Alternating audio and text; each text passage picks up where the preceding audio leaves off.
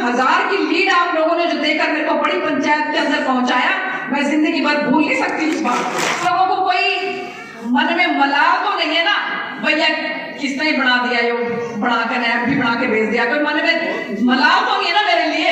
तुम्हारे तो नाम बड़े और दर्शन छोटे हैं। हरियाणा की बेटियां बहुत नाम रोशन कर रही हैं, और अब तो आपने देखा ही होगा, ओलंपिक की बात करें हम, चाहे किसी भी तरह के मेडल की बात करें, ऑफिसर बनने की बात करें, हर मामले में हमारे हरियाणा की बेटियां आगे। मैंने कहा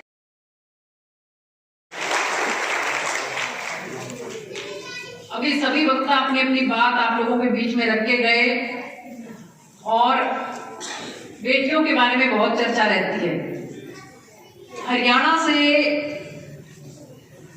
केवल एकमात्र महिला सांसद होने के नाते, राज्यसभा में भी कोई और महिला सांसद नहीं है, लोकसभा में भी कोई और महिला सांसद नहीं है अपने हरियाणा से, मेरी ये और भी बड़ी जिम्मेवारी बन जाती है कि पूरे हरियाणा की बेटियां, पूरे हरियाणा की महिलाएं वो अपने आप को सशक्त महसूस करें। कहीं थोड़ी सी भी उनको कहीं कोई दिक्कत हो तो उनको रात को सपने में भी सुनीता दुग्गल याद आ जाए कि हम उसको, अपनी बेटी को, अपनी बहन को फोन करेंगे तो हमारा काम तुरंत हो जाएगा। पानीपत की प्राचीर से 2015 के अंदर जब हमने ये देखा कि पूरे हिंदुस्तान के अंदर जो है हम देख रहे हैं कि हमारी बेटियों की रेशो कुछ कम हो रही है, हमारी बेटों की बनिस्बत, और उसमें भी जब हमने हरियाणा को देखा तो हरियाणा में तो सबसे ज्यादा बुरा हाल था। सबसे ज्यादा जो बेटियों की संख्या है वो हरियाणा के अंदर बेटों की बनिस्बत कम थी। ये सारे लेखा जोखा को लेने के बाद आदरणीय प्रधानमंत्री जी ने ये निर्णय लिया कि बेटी बचाओ बेटी पढ़ाओ, ये नारा हमने हरियाणा से ही शुरू करना है।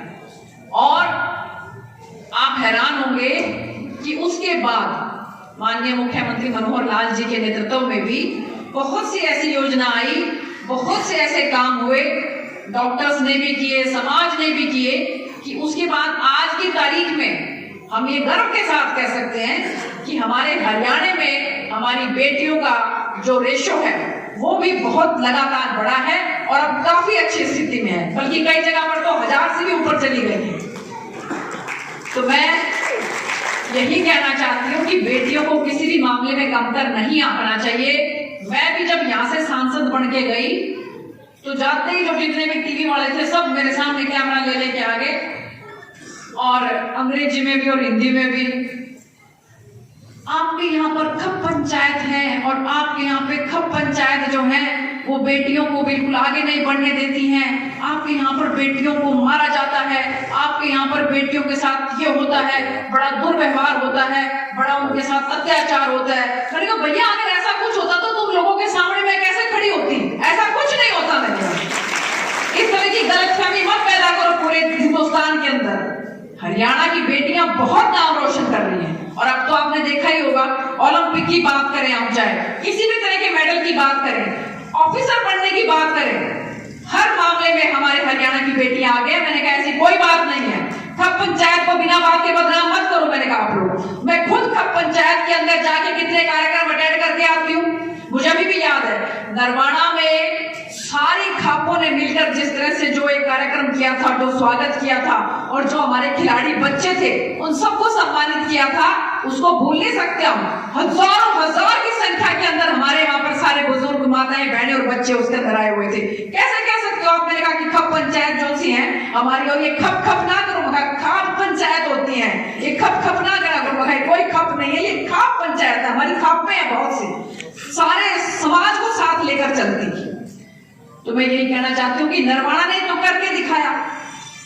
मेरे चुनाव में आज से पहले कभी भी ऐसा नहीं हुआ। 51 हजार की लीड आप लोगों ने जो देकर मेरे को बड़ी पंचायत के अंदर पहुंचाया, मैं जिंदगी भर भूल नहीं सकती उस बात को। और इसीलिए अपनी पुरजोर कोशिश करती हूँ। आपने भी देखा होगा कि जब भी संसद चलती है, आपकी बेटी आप लोगों की बात जो है पुरजोर तरीके से रखती है। टीवी में देखा होगा, देखा क्या नहीं देखा? हाथ खड़ा करके बताओ कितने लोगों ने मेरे को टीवी में देखा बोलते हुए। तो इतनी संख्या में आप लोगों ने देखा, तो आप लोगों को कोई मन में मलाल तो नहीं है ना, भैया किसने बना दिया, यो बनाकर ऐप भी बना के भेज दिया, कोई मन में मलाल तो ये ना मेरे लिए खुशी है ना मन में कि आप लोगों ने ठीक सांसद को चुनकर बड़ी पंचायत के अंदर भेजा है। तो मैं यही कहना चाहती हूँ कि ये जो हम धर्मशाला बना रहे हैं बहुत अच्छा काम कर रहे हैं, लेकिन इस कोरोना काल के अंदर आप लोगों ने देखा होगा कि बच्चे पढ़ाई से बहुत ज्यादा वंचित हो गए हैं। ऐसे उसमें ऑनलाइन क्लासेस जो हैं उससे ही बच्चे पढ़ पा रहे हैं, और वो कब संभव हो पाएंगी? वो तभी संभव हो पाएंगी कि सरकार की तरफ से जो टेलीविजन के ऊपर जो ऑनलाइन क्लासेस वगैरह लगाई जाती हैं, तो क्यों ना हम ऐसा करें कि हम अपना अच्छा सा बढ़िया सी धर्मशाला बनाकर इसको ठीक है सब कामों के लिए इस्तेमाल करें, लेकिन बच्चों की भी यहाँ पर कंप्यूटर लगाकर एलईडी लगाकर बड़ी बड़ी यहाँ पर जो है वो बच्चों की ऑनलाइन क्लासेस लगे। लग सकती है कि नहीं लग सकती? लग सकती है ना, बिल्कुल। और ये जरूर लगानी है आप लोगों को, क्योंकि बिना पढ़ाई के कुछ भी, आज मैं जो कुछ भी हूं, जहां भी पहुंची हूं, उसमें मेरे माँ बाप का आशीर्वाद, मेरे बड़े बुजुर्गों का आशीर्वाद, और इसके साथ साथ मेरी पढ़ाई लिखाई, जो मेरे पे उन्होंने पढ़ाई लिखाई, जो मेरे ऊपर मेहनत करी उन्होंने, उसकी बदौलत ही मैं आज हूं जहां पर भी। क्योंकि आप वहां पहुंच भी जाओ, वहां पहुंच के आप बोल ही ना पाओ, आप मुंह देह बनकर बैठे रहो, भी के बोल रहे हैं, के कह रहे हैं, समझ में ना हो भी के क्या के चला गया, कोई के बोल गया, अपनी बात कैसे रखनी है कैसे नहीं रखनी, तो फायदा क्या है उसका।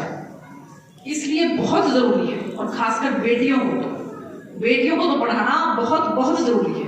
मैं चाहती हूँ कि आने वाले समय में यहाँ से 5 हमारे राज्यसभा 10 लोकसभा, तो कम से कम भी 5 से लेकर 6 तक महिलाएं संसद के अंदर पहुंचनी चाहिए अपने हरियाणा से, तब बनेगी बात। और इसके साथ साथ पढ़ाई के बिना बिल्कुल कुछ नहीं है। हमारे पुराने टाइम में सावित्रीबाई फुले हुआ करती है, आप लोगों ने सुना होगा नाम, ज्योतिबा फुले और सावित्रीबाई फुले। सावित्रीबाई फुले जो सी है वो इतने साल पहले उसको मन में ये आया कि महिलाओं को भी पढ़ना चाहिए, बेटियों को भी पढ़ना चाहिए। तो वो क्या करती कि अपने घर से कई किलोमीटर दूर जो है वो बच्चों को पढ़ाने के लिए एक जगह पर जाती थी। लेकिन जब तक किसी को ज्ञान नहीं होता ना, तब तक वो समझता नहीं है इसकी कीमत का, इसका महत्व क्या है, इसकी इंपॉर्टेंस क्या है। बहुत से लोग जब वो जाती तो बीच में उसके ऊपर कोई पत्थर फेंकता, कोई उसके ऊपर कूड़ा करकट फेंकता, तो वो बेचारी 2 साड़ी लेके जाती, एक साड़ी तो जो पहन के जाती, दूसरी साड़ी वैसे हाथ में लेके जाती, क्योंकि लोग इतना उसके ऊपर कूड़ा करकट फेंकते थे कि उसके सारे कपड़े खराब हो जाते थे। फिर वो वहां पर जाकर बच्चों को पढ़ाती, दूसरे कपड़े बदलती और फिर उसके बाद अपने घर आती थी। इतनी मेहनत करके वो बच्चियों को पढ़ाती थी। हमें अब तो वो समय नहीं है, और आप भी महसूस करते होंगे कि जो बच्चे पढ़ते हैं वो कितना उनके अंदर ज्ञान बुद्धि प्रकाश हो जाता है। माँ सरस्वती कि हम जब भी, आपने देखा होगा कोई भी कार्यक्रम शुरू करते हैं तो उनकी वंदना करते हैं, उसके अंदर हम क्या कहते हैं, या कुंदेन्दु तुषार हार धवला, या शुभ्र वस्त्राविता, या वीणा वरदंड मंडित करा, या श्वेत पद्मासना, या ब्रह्मच्युत शंकर प्रभृति देवे सदा वंदिता, सामा पातु सरस्वती भगवती निशेष जाड्यापा। हम माँ से, पार्वती से, हम माँ भगवती से ये प्रार्थना करते हैं, माँ सरस्वती से, कि हमारे मन के अंधकार को दूर कर, हमारे अंदर प्रकाश जगा। जब हमें ज्ञान बुद्धि प्रकाश होगा ना, तो हमें अच्छे का बुरे का ज्ञान होगा। बहुत बार आपने देखा होगा कि बहुत बार बहुत से बच्चे, बहुत से हमारे ऐसे बेटे कि वो कोई काम गलत कर जाते हैं, और जब उनको सजा मिलती है तो बहुत पछताते हैं, उनके आंसू नहीं रुकते, क्यों हो, मतलब ये कितना गलत काम मेरे से हो गया। तो पढ़ाई लिखाई क्या है? पढ़ाई लिखाई आपको ज्ञान देती है कि अच्छा क्या है और बुरा क्या है, अच्छे बुरे का डिफरेंस आपको पता लग जाता है। इसीलिए, और एक और देखो, मैं बात सभी कह रहे थे कि बहन जी अब आप आ गए, आप तो बस यहाँ पे आप बिल्कुल बौछार कर देना, यहाँ पर जो है वो देखो भाई, सही बताऊं आपको ईमानदारी से बात, पढ़े लिखे जो समझदार है वैसे जो है, चाहे पढ़े लिखे हो या ना हो, लेकिन ये जो पैसे वाला ज्ञान है ना, ज्ञान है, ये सबको पता होता है इस बात का। तो मैं बताना चाहती हूँ कि आपके नरवाना के जो चेयरमैन हैं सुदेश चोपड़ा जी, सिर्फ नरवाना के चेयरमैन है ना, और इनका 1 साल का बजट 14 करोड़ रुपए है। और मैं पूरे सिरसा लोकसभा की सांसद हूं, और जिसके अंदर कितनी विधानसभा आती है? 9 विधानसभा आती है, और 9 विधानसभा के अंदर मेरा 1 साल का बजट 5 करोड़ रुपए है। तो भाई हमारे तो नाम बड़े और दर्शन छोटे हैं। तो इसलिए ये जो हरियाणा से जो आपको मिलता है, जो हमने चोपड़ा साहब को, इसलिए हम क्या करते हैं, मुख्यमंत्री आ गए उनके हम आंगली लगाते रहने को, जी उधर देख लियो, जो उधर कर दियो, हमारे मानस है, सारे हमारे बंदे हैं, इनका काम कर दियो, इनका जरूर देख लियो। हाँ ठीक है कर देंगे सांसद जी। अभी आपके चोपड़ा साहब को भी मगा भाई सैनी समाज को कोई दिक्कत नहीं आनी चाहिए, तो हमारे कहने पर इन्होंने 25 लाख रुपए आपका 2-3 दिन के अंदर अंदर यहाँ से काम शुरू हो जाएगा आपके सैनी समाज के यहाँ पर इस धर्मशाला का। 25 लाख रुपए आपकी जो दूसरी चौपाल है, सैनी चौपाल, 25 लाख रुपए वहां पर जो है हमारे चोपड़ा साहब ने दिया। आपको इधर मेरे को पता लगा था यहाँ पे काफी दुनिया भर का कूड़ा करकट यहाँ पर इकट्ठा होता है ना, उसके लिए भी आपके जो है वो सरकार की तरफ से 6 करोड़ रुपया हमने यहाँ पर धर्मशाला के पास जो है कूड़े करकट का उसका टेंडर पास करवा दिया। बहुत जल्दी आपका यहाँ से सारा कूड़ा करकट साफ होकर बिल्कुल साफ सुथरी जगह हो जाएगी। 6 करोड़ रुपया आपका वहां से मंजूर करवा दिया। इसके साथ साथ 5 लाख रुपया जो है, मैं क्योंकि मैंने आपको जैसा बताया कि पहले तो 2 लाख, अब 2 साल तक तो वैसे ही बंद पड़ा था, और हर समाज का हमें ध्यान रखना है, और मैंने एक फिक्स किया हुआ है, और बाकी मैं नहीं, आप लोगों से दूर नहीं, तो इसलिए अपनी तरफ से मैं 5 लाख रुपए का तो अभी अनाउंस करती हूँ, आगे आती रहूंगी आप लोगों के बीच में, और जब भी मौका मिलेगा दूसरों को लाती रहूंगी, नायब सैनी को लाऊंगी, अपने जो राज्यसभा वाले हैं, वैसे तो लोकसभा वाले अपने एरिया में ही दे सकते हैं, जो राज्यसभा वाले हैं वो कहीं भी दे सकते हैं, राज्यसभा वालों को साथ लेकर आऊंगी।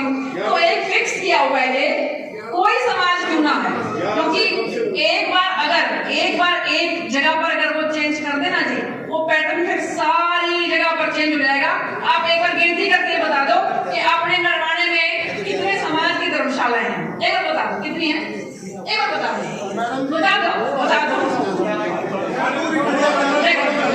देखो सैनी साहब को मैंने उसको क्या नाम अपने कृष्ण जी को, और इसमें क्या नाम अपने चेयरमैन साहब को मैं कहती हूँ, और अभी 9 तारीख को माननीय मुख्यमंत्री जी आ रहे हैं, पूरा जोड़ा लगवा देंगे आपका, उसमें आप चिंता ना करो, जितना बच गया ना सारे क्या क्या करवा देंगे माननीय मुख्यमंत्री।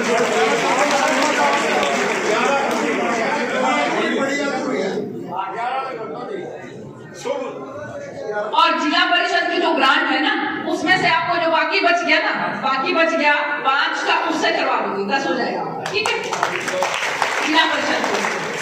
लेकिन हाँ, सीईओ को फोन करके मैं करवा दूंगी, कोई नहीं, मैं जब कह दिया तो मैं करवा दूंगी किसी भी तरह से। तो बस मैं यही कहना चाहती हूँ कि भैया सब समाज मिलके, और नरवाना तो बहुत प्यारा इलाका है, बहुत अच्छे लोग हैं यहाँ के, इन लोगों की तो संभाल ही नहीं कभी किसी ने करी, और नहीं तो यहाँ के लोग इतने बढ़िया ना, एक बार जिसके साथ लग गए फिर तो प्रधानमंत्री भी आगे कुछ कह देगा ना, उसकी भी सुनने वाले नहीं है, तो ना ठीक है, तेरा काम कर, हम तो इसके साथ जुड़ रहे हैं।